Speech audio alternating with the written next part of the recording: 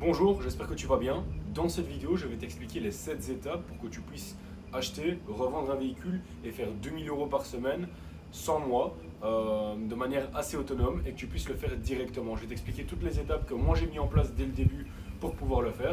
Donc si tu restes jusqu'à la fin de cette vidéo, tu vas pouvoir comprendre exactement le processus, le modèle que moi je mets en place pour acheter des véhicules aux particuliers et pour le faire de toi-même directement chez toi et du coup gagner ta vie avec l'achat-revente auto. Donc premièrement, je t'invite à mettre le son assez fort et je m'excuse pour les bruits qui sont sur les côtés. Malheureusement, je suis en pleine jungle comme tu peux le voir.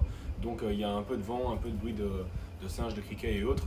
Donc voilà, mets le son assez fort pour que tu puisses m'entendre du début à la fin et tu vas voir, cette vidéo va vraiment t'aider. Alors, comme tu t'en doutes, l'étape numéro 1, ça va être de trouver sa niche. Pourquoi sa niche? Parce que bon, en fonction de ton budget, en fonction de tes envies, en fonction de ta région, tu vas devoir acheter des véhicules et trouver certains types de véhicules qui te correspondent.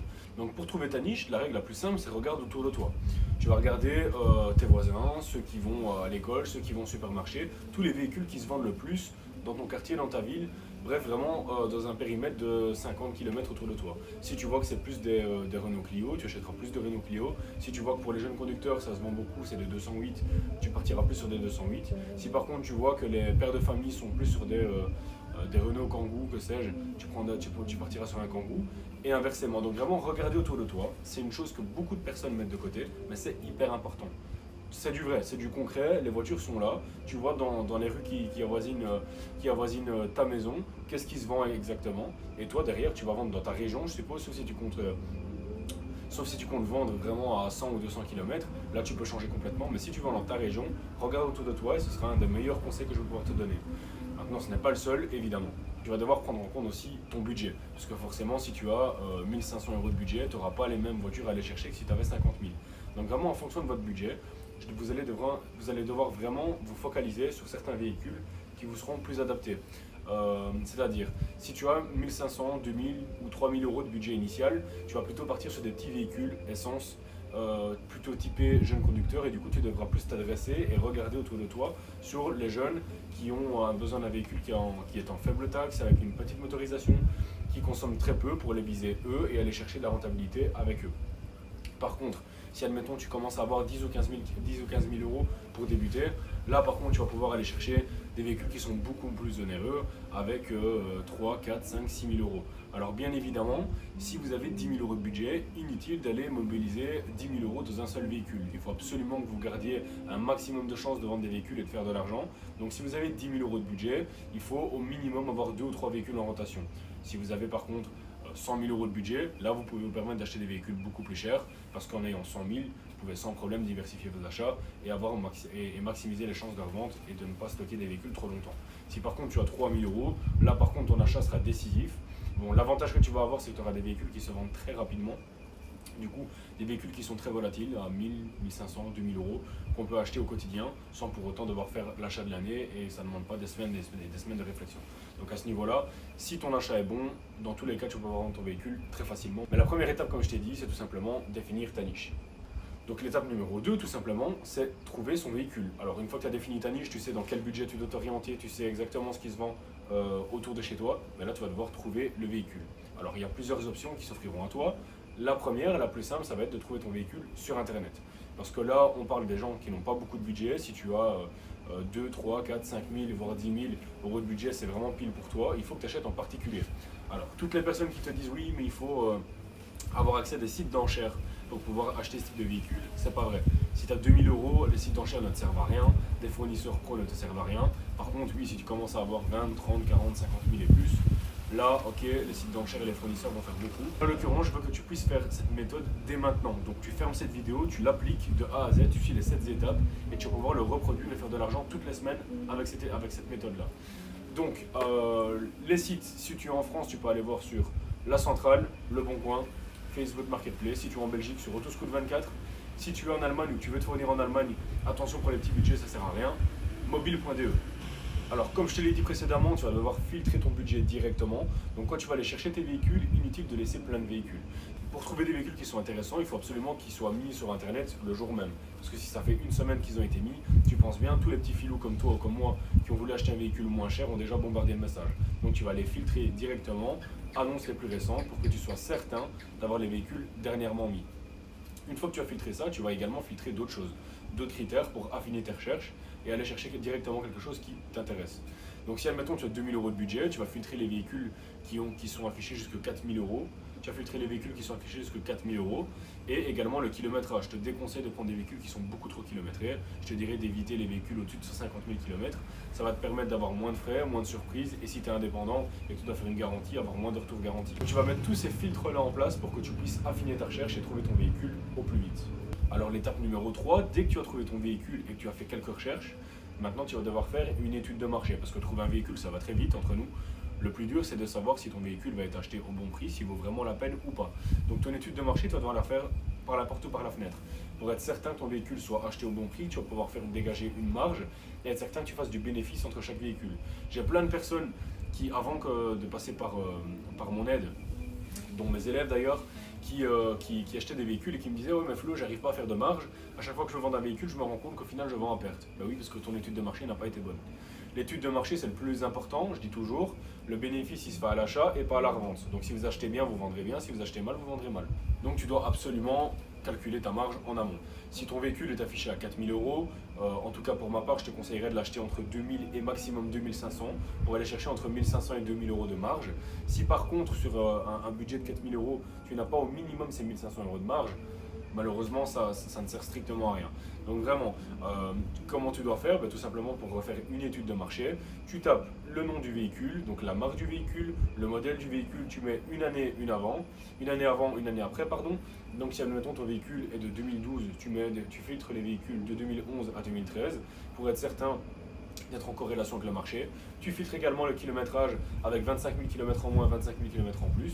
Et ensuite, tu recherches les mêmes critères pour le même véhicule. Si c'est une 3 portes, tu regardes uniquement les 3 portes. Attention, parce que les 3 portes et les 5 portes, il y a une grosse différence de prix.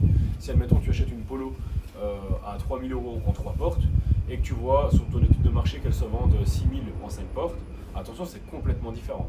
Les codes ne vont pas être les mêmes. Donc vraiment, fais vraiment bien attention aux détails et sois sûr que ce soit exactement le même véhicule que toi pour pas que tu te trompes dès ton achat. Donc ensuite, une fois que tu as trouvé ton véhicule, que tu as fait ton étude de marché, maintenant on va être sur une partie beaucoup plus amusante qui va être les questions à poser aux clients avec les négociations, etc. Donc le contact et les questions clients, ça va être quoi? C'est tout simplement le premier contact que vous allez avoir avec le vendeur du véhicule. Donc vous allez lui envoyer un message ou lui téléphoner directement en lui posant certaines questions. Alors je mets un gros point d'honneur là-dessus, s'il vous plaît, quand vous faites cette démarche-là, prenez au moins le respect de poser des questions avec une bonne construction de phrase, avec un bon orthographe, avec une bonne grammaire, avec des bonnes formules de politesse. Un bonjour, un s'il vous plaît, un excellente soirée, ça n'a jamais tué personne et je vous assure que ça fait toute la différence. Moi en tout cas au début, je n'avais pas toutes les compétences, tous les fournisseurs que j'ai aujourd'hui, tous les contacts que j'ai aujourd'hui et j'arrivais quand même à acheter des véhicules à prix correct parce que je me démarquais avec tout ça en fait. Quand vous avez une bonne élocution, si vous êtes au téléphone, quand vous avez une bonne grammaire, quand vous faites attention à votre orthographe, je suis loin d'être le meilleur, ni parleur, ni écrivain, ni autre. Mais j'essaie de faire le maximum quand j'ai quelqu'un au téléphone ou quand je lui écris un message pour lui montrer que je le respecte. Si vous lui envoyez un message à 22h ou à 21h, excusez-vous de l'heure tardive. Demandez-lui si vous ne le dérangez pas avant de commencer la discussion ou la négociation. Ça va vraiment faire toute la différence. S'il reçoit 10 messages, ce sera votre message qui sera pris en considération et pas celui de quelqu'un d'autre. Parce que vous allez avoir l'air de quelqu'un de sensé, quelqu'un qui a du respect et ça lui donnera d'autant plus envie de vous vendre le véhicule à vous qu'à quelqu'un d'autre. Donc une fois que vous avez instauré un choix de climat, que vous avez été poli avec lui, etc., là vous allez commencer à pouvoir lui poser quelques questions pour savoir l'état du véhicule et autres. Donc vous allez devoir lui poser une question par rapport à l'historique du véhicule. Est-ce qu'il a été entretenu en temps et en heure? Si oui, y a-t-il des factures? Si oui, pouvez-vous me les envoyer? La deuxième question que vous allez devoir lui poser, c'est est-ce que le véhicule a déjà été accidenté ou repeint? Si oui, il y a combien de temps? Et est-ce que je peux voir des photos? La troisième question que vous allez pouvoir lui poser, c'est savoir si le véhicule a été importé ou pas, donc la provenance. Si le véhicule a été importé de quel pays, il y a combien de temps, à combien de kilomètres, et est-ce que vous avez un historique pour prouver tout cela? Et ensuite, les dernières questions, elles vont être sur la partie mécanique. Donc si, admettons, vous lui posez la question, voilà monsieur, vous m'avez dit que la carrosserie est ok, que la provenance est ok, que le kilométrage est ok. Est-ce que mécaniquement, je n'ai aucun frais à prévoir? Est-ce qu'il n'y a aucun voyant moteur? Est-ce qu'il n'y a aucun voyant de filtre à particules ou autre? Est-ce que vous n'avez aucun bruit suspect? Est-ce que le véhicule tourne et roule bien correctement? Si oui, envoyez-moi directement une vidéo du véhicule avec moteur tournant. Si oui, envoyez-moi directement une photo du tableau de bord. Alors ça va peut-être vous paraître bizarre, mais ça va vous faire gagner un temps énorme. Parce que ce que je vous promets là, les 7 étapes en question, mettre en application pour faire 2000 euros par semaine, c'est quelque chose qui vous prendra 3 heures par semaine, pas plus. Par contre, si vous ne posez pas toutes ces questions-là en amont, si vous ne demandez pas les vidéos, les photos pour le prouver, vous allez faire des déplacements énormes, à faire 30 minutes par là, 20 minutes par là, 2 heures de route par là, pour rien. Vous allez perdre un temps fou sans pour autant avoir de la rentabilité. Donc toutes ces questions-là, elles ont vraiment leur importance, elles vont vraiment faire la différence, et c'est ce qui va faire que vous allez pouvoir scaler l'activité à côté de votre boulot, tout en gagnant votre argent dans l'achat-revente et en gardant votre sécurité sur le côté au début, parce que je vous assure que par après, vous allez vite quitter votre boulot. Donc l'étape numéro 5, ça va être la négociation. Alors il y a la première partie de la négo qui va être par téléphone avec l'étape juste avant, et la deuxième partie de la négo qui va être directement sur place. Alors la négociation par téléphone, elle ne va pas devoir être trop importante, trop intrusive, trop sèche. Parce que sinon le client va se braquer sans vous voir et va faire passer d'autres personnes qui vont peut-être lui offrir une offre supérieure et qui sur place vont négocier et du coup vous allez rater l'achat. Donc vous allez devoir faire une négociation qui est correcte, donc tout simplement au téléphone. Ok monsieur, en sachant qu'il y a un tel problème sur la carrosserie, qu'il y a un voyant moteur sur votre véhicule, quel serait votre dernier prix s'il vous plaît? En sachant que telle et telle chose, réparation, vont me coûter autant. Alors ne me dites pas ok je connais rien, ni combien ça peut me coûter. Vous avez ChatGPT, c'est votre meilleur ami. Vous mettez la photo qu'il vous envoie, ChatGPT, combien ça peut me coûter dans ma région pour un carrossier pour refaire la porte avant droite. Il va vous répondre directement et vous saurez quoi déduire sur le prix. Vous allez déduire chaque défaut du véhicule au prix initial annoncé, sauf si le véhicule est déjà nettement en dessous du prix du marché. Et au moins vous aurez déjà un prix qui vous laisse déjà de grandes chances de pouvoir faire de la marge sur le véhicule. Alors si admettons le véhicule est affiché à 4000 euros et que vous arrivez sur place et vous savez qu'il vous le laisse à 2800, vous savez que, déjà avant de vous déplacer que vous avez 1200 euros de marge à faire. Donc sur place, si vous arrivez encore à avoir 3, 4, 500 euros de négociation en plus, ce sera parfait, vous rentrez pile dans la marge.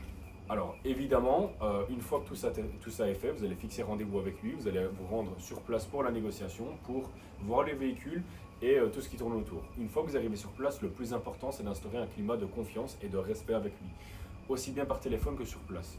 Donc vraiment, ça va vraiment être important que vous mettiez ce climat de confiance en application, ça va vraiment détendre l'atmosphère, ça va faire aussi qu'il va être beaucoup plus à l'aise avec la négociation, parce que quelqu'un qui arrive et qui attend quelqu'un pour venir voir son véhicule, il est fermé. Malheureusement, il est braqué, il s'attend à avoir un charlatan qui va gratter le prix jusqu'à la moelle, jusqu'à la fin. Donc c'est vraiment à vous de briser ces codes-là et d'arriver en instaurant un climat de confiance pour qu'il puisse être potentiellement plus facile à la négociation et que ça se passe et que ça se déroule tout simplement mieux. Comme je le dis toujours, si admettons le client est passionné de BMW, que vous allez voir une BMW, même si vous êtes pro Mercedes, vous kiffez BMW et vous allez trouver des points communs avec le client. Il faut absolument que vous alliez dans son sens pour qu'il puisse être plus réceptif et que vous puissiez descendre le prix. La négociation sur place, vous allez tout simplement vérifier si les dires du client, donc au téléphone et par message, correspondent à la réalité du terrain. Malheureusement, énormément de clients surestiment leur véhicule. Donc quand vous allez lui demander par téléphone, ok, est-ce que le véhicule est propre, admettons, il va vous dire oui, il est nickel, il est vraiment super, venez la voir. Quand vous arrivez sur place, c'est tout autre chose. Vous allez voir des griffes qui n'étaient pas prévues, vous allez voir des défauts sur la carrosserie, vous allez voir peut-être un voyant qui ne vous avait pas dit, même si vous aviez demandé les photos. Donc tout ça, vous allez devoir le déduire du prix, faire de la négociation par rapport à ça justement sur place, et c'est ce qui va faire la différence.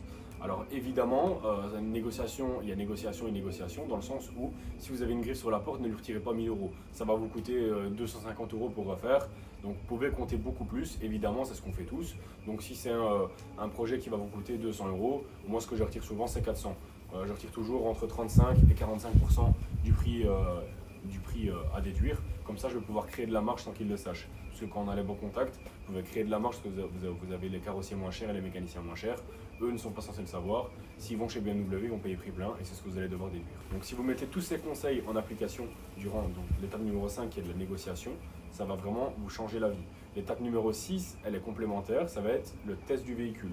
Donc elle va faire partie de la négociation aussi, parce qu'en fonction du test du véhicule, on sait si on va pouvoir encore négocier un petit peu sur le prix ou pas, et encore comparer les dires du client. Donc qu'est-ce que ça va faire le test routier? C'est tout simplement vous mettez au volant du véhicule et non pas le propriétaire, bien sûr avec lui à côté, parce que c'est tout à fait normal qu'il ne veut pas donner les clés de son véhicule tant que vous ne l'avez pas acheté ou que vous n'avez pas mis à la compte. Donc vous allez essayer le véhicule, vous allez tout essayer. On retire la musique, on ferme les carreaux, aucun bruit, vous écoutez s'il y a des cylindres blocs en problème. S'il y a des bruits de cylindres blocs, s'il y a des bruits de biellettes, s'il y a des bruits d'amortisseurs, s'il y a des bruits de colonne de direction, s'il y a des bruits de volant moteur, s'il y a des bruits qui sont vraiment suspects en fait, qui peuvent vous laisser transparaître que le véhicule a des problèmes. Alors ne me dites pas encore une fois, je ne sais pas quel est le bruit, vous prenez votre téléphone, vous appuyez sur ChatGPT, vous demandez quel est le bruit des billets LED qui seront à remplacer, quel est le bruit d'un volomoteur. Ou vous allez voir sur YouTube, c'est très simple, au moins vous vous formez et vous êtes certain que vous allez pouvoir négocier et acheter des véhicules sans vous faire arnaquer. Vraiment le test routier, c'est ce qui va faire, en complément du reste bien sûr, que vous allez être certain de faire un achat serein et quand vous avez acheté votre véhicule, de ne pas vous dire ok je rentre chez moi, en fait il y a ça que je n'avais pas prévu et j'ai pas pu le voir. Et également, si vous avez la possibilité, apprenez une valise diagnostique, ça va tout le temps vous servir et c'est ce qui va faire la différence pour ne pas vous faire arnaquer. Si quelqu'un est face à un témoin, vous branchez votre valise diagnostique, vous regardez tous les anciens témoins qui étaient présents, ou vous regardez si le véhicule n'a pas de problème, vous allez pouvoir tout vérifier et ce sera aussi un argument de négociation. Donc pendant le test routier, tous les petits éléments, vous les déduisez encore au prix. Si vous avez la valise diag qui a des codes défauts qui sortent, même si vous savez très bien, parce que c'est ce que j'explique toujours à mes élèves dans notre accompagnement, que des codes défauts, ça veut tout et rien dire. Parfois, ils mettent qu'il y a un problème sur une prise d'alimentation. La prise d'alimentation, réellement, elle va très bien, c'est juste un code défaut qui est arrivé et ça n'a ni qu'une ni tête, mais réellement, c'est un élément de négociation en plus parce que c'est un code défaut qui apparaît à l'écran et c'est ce que vous pouvez déduire en plus sur le prix de l'achat de votre voiture. Et l'étape numéro 7, l'étape cruciale entre guillemets, ça va être la mise en vente. Donc la mise en vente, on va passer par quoi? On va passer par le nettoyage. Un nettoyage c'est très important, c'est ce qui va faire votre réputation, c'est ce qui va faire que le client va se sentir respecté quand il va vouloir venir acheter votre véhicule. Mais aussi les photos. Donc les photos c'est le premier contact que vous allez avoir avec le potentiel acheteur de votre véhicule que vous avez acheté. Les photos, il va vraiment se projeter sur le véhicule, il va vraiment se dire ok ce véhicule là il est intéressant pour moi pour telle et telle raison. Vraiment à vous de cibler les bonnes options, les bonnes photos pour être certain que le client se sente concerné et qui va aller d'ailleurs en corrélation avec la description parce que oui la description qui arrive juste après est très importante. Votre description va vraiment vous servir de maintien. Donc votre description va vraiment vous servir de maintien et essayer vraiment d'aller captiver l'attention de votre potentiel acheteur. S'il est jeune, vous mettez directement idéal jeune conducteur qui va vraiment se sentir concerné, véhicule faible en taxes, véhicule faible en consommation et c'est vraiment tous les critères que lui a. Si admettons il a besoin d'un Apple CarPlay, d'un Bluetooth, vous le mettez directement en annonce en évidence. Il faut vraiment que dès qu'il tombe sur votre annonce, il soit captivé, on a captivé son attention par la propreté du véhicule avec le nettoyage, les photos ciblées avec les options ou les angles du véhicule ou les plus beaux. Admettons, si vous avez des belles jantes, il faut les mettre en valeur. Si vous avez un bel écran virtual cockpit, il faut le mettre en valeur. Et la description, où quand je vous parlais de trouver sa niche et de trouver son véhicule, il faut vraiment que ce soit retranscrit dans votre description pour que lui se dise ok c'est le véhicule qu'il me faut, elle est propre, elle a les options que je veux, les photos sont magnifiques, la description est complète et je sais exactement pourquoi ça me correspond. Alors après tout ça, forcément ce qui va faire la différence, je suis désolé de vous le dire, mais c'est les réseaux les gars. Les réseaux sociaux c'est hyper important, donc j'ai vraiment besoin que vous mettiez vos véhicules partout, sur Instagram, sur Facebook, sur TikTok, sur Autoscoot24, sur Le Bon Coin, sur La Centrale, sur Deuxième Main. Je veux vraiment que vous maximisiez les chances de vendre votre véhicule, donc pour ça c'est hyper important. Et si vous avez la possibilité, et vous avez tous la possibilité, c'est qu'une question d'envie. Alors pour ceux qui sont ok en montrant leur tête, vous prenez votre véhicule et vous faites une vidéo de présentation du véhicule. Même si c'est un véhicule à 2000 €, on se sent tous concernés, on a tous un acheteur et un vendeur pour notre véhicule. Ne pensez pas qu'il faut une RS3 pour faire une vidéo des véhicules, loin de là. Moi-même des voitures à 4-5 000 €, je faisais tout le temps des vidéos dessus pour que les gens mettent une image sur le vendeur en fait, parce qu'on a beaucoup d'a priori. Alors ne vous dites pas, ok, je suis polonais, je suis arabe, je suis noir, moi aussi je suis loin d'avoir une tête qui passe bien, j'ai de la barbe, je suis bronzé et autres, mais pourtant il faut faire la différence. Mais pourtant, justement, il faut faire la différence avec ce que je vous ai dit. L'élocution, le respect, les photos, le nettoyage, la description et votre sérieux et votre réactivité. C'est ce qui va vraiment faire toute la différence. La publication sur les réseaux, n'en parlons pas. Mettez-les partout, mettez votre tête, faites des vidéos sur TikTok et autres, surfez sur une trend avec une musique qui est déjà existante, faites ce que vous voulez, mais c'est hyper important. Et alors pour couronner le tout, vraiment, c'est un bon prix les gars. Si vous avez bien acheté, mettez un bon prix. Une dernière petite chose, qui est vraiment importante, si vous devez vendre votre véhicule, admettons 5 000 €, inutile de le mettre 5 200 €. Ça sert strictement à rien parce que toutes les personnes qui ont 5 000 € de budget, ils vont filtrer jusqu'à 5 000 €. Donc si vous mettez 5 200, ils ne tombent même pas sur vous. Mettez 4 999, ils sont sûrs et certains de tomber sur vous. Si vous êtes marchand, mettez 4 999 € affichés. Dans la description, vous mettez avec garantie pour particulier, plus 800 € ou plus 1000 € ou plus 500 € suivant ce que vous voulez prendre. Alors, et le prix 4 999, il sera uniquement pour pro. Au moment où vous captivez l'attention, au moment où vous avez des potentiels prospects, au moins vous tombez dans les critères de recherche et c'est la même chose pour tout. Pour 5 000 euros, pour 10 000 euros, pour 15 000 euros, pour 20 000. Vraiment, faites vraiment attention à ça parce que ça va rajouter un maximum de prospects qualifiés pour vos véhicules. Alors du coup, là j'ai terminé les 7 étapes très rapidement pour te montrer comment toi aussi tu peux le faire. Bien sûr, c'est très raccourci, mais je suis persuadé que tu puisses l'utiliser au quotidien, que tu puisses faire et générer 2 000 euros par semaine avec ça. Si tu as besoin de plus de conseils, j'ai aussi un accompagnement que je propose, qui n'est pas du tout obligatoire. D'ailleurs qu'on travaille sous forme de candidature, donc on ne prend pas tout le monde, ça sert à rien qu'il y ait 2000 personnes qui commentent je veux rejoindre, loin de là.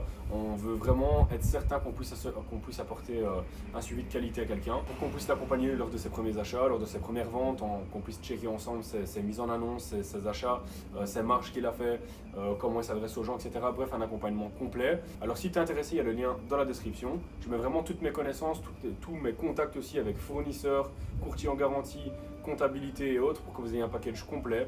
Donc si vous êtes intéressé, le lien est dans la description. J'espère que la vidéo vous a plu. Je vous dis à très bientôt les gars, c'était Flo. Ciao.